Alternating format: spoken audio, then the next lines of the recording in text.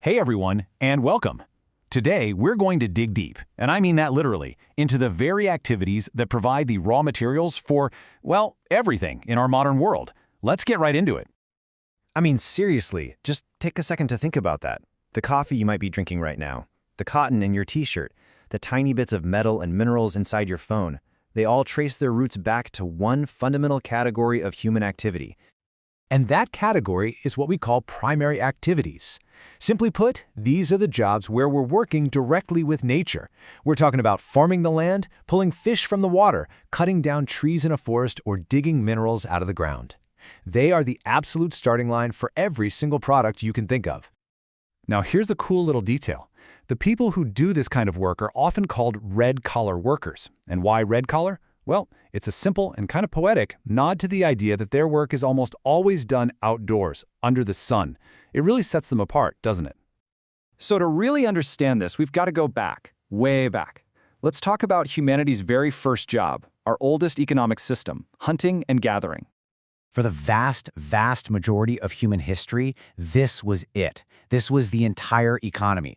Early human beings survived day to day by taking whatever their immediate environment offered up, hunting animals for food and skins, and gathering whatever edible plants, nuts, and berries they could find.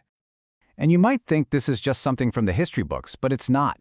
This way of life actually still exists today, though it's usually found in some of the most challenging environments on the planet. Think the deep Amazon, the remote parts of tropical Africa, or the freezing tundra of northern Canada.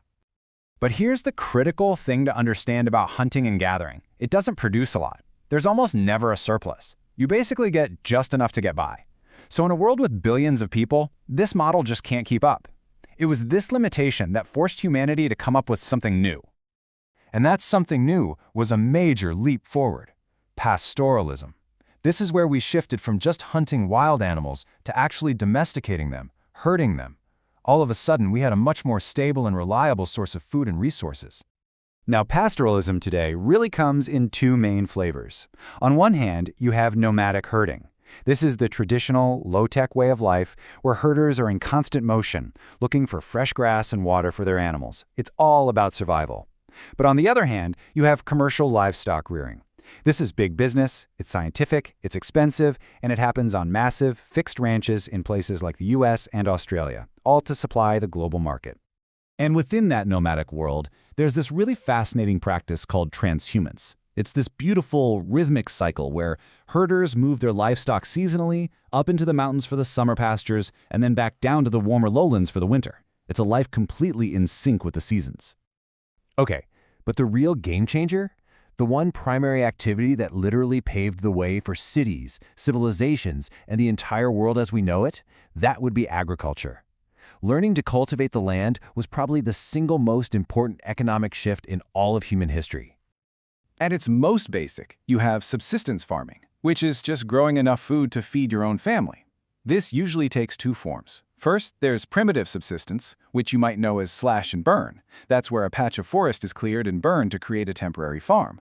Then you have intensive subsistence, which you see in super densely populated places like monsoon Asia, where farmers work incredibly hard to get the biggest possible harvest from a very small piece of land. And what's really cool is that this slash and burn technique is found all over the globe, and everyone has a different name for it. In parts of India, they call it jhum. In Mexico and Central America, it's known as milpa, and over in Indonesia, they call it ladang. It's the same basic idea, just with a different local flavor. Now, once we move from farming for survival to farming for profit, things change. A great example is plantation agriculture. This was a system largely introduced by Europeans in their colonies. We're talking about massive estates dedicated to growing just one single cash crop, like tea, coffee, sugar, or rubber, all of it meant to be sold and exported. And today, the variety of commercial farming is just incredible.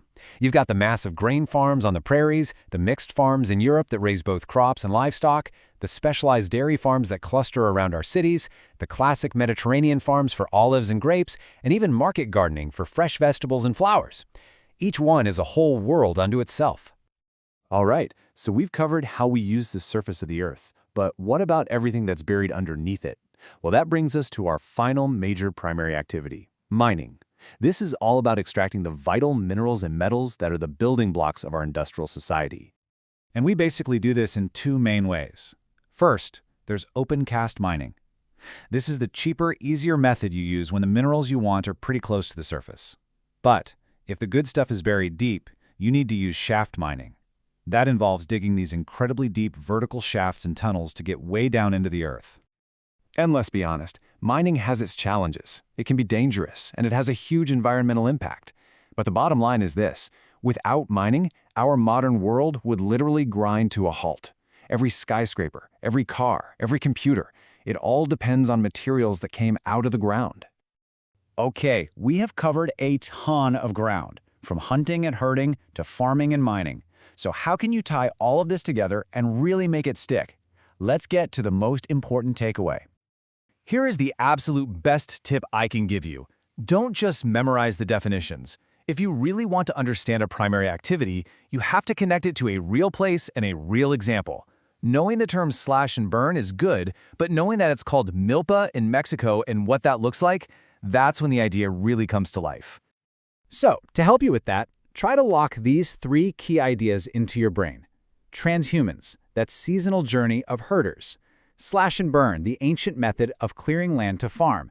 And monoculture, the modern focus on growing just a single cash crop on a massive scale.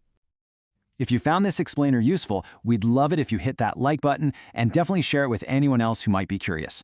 And of course, subscribe and ring that bell so you won't miss what's coming next. And that brings us to the big question for the future.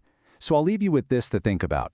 As our planet's population keeps growing, which one of these primary activities, farming, mining, herding, do you think we'll have to change the most if we're all going to be able to live here sustainably?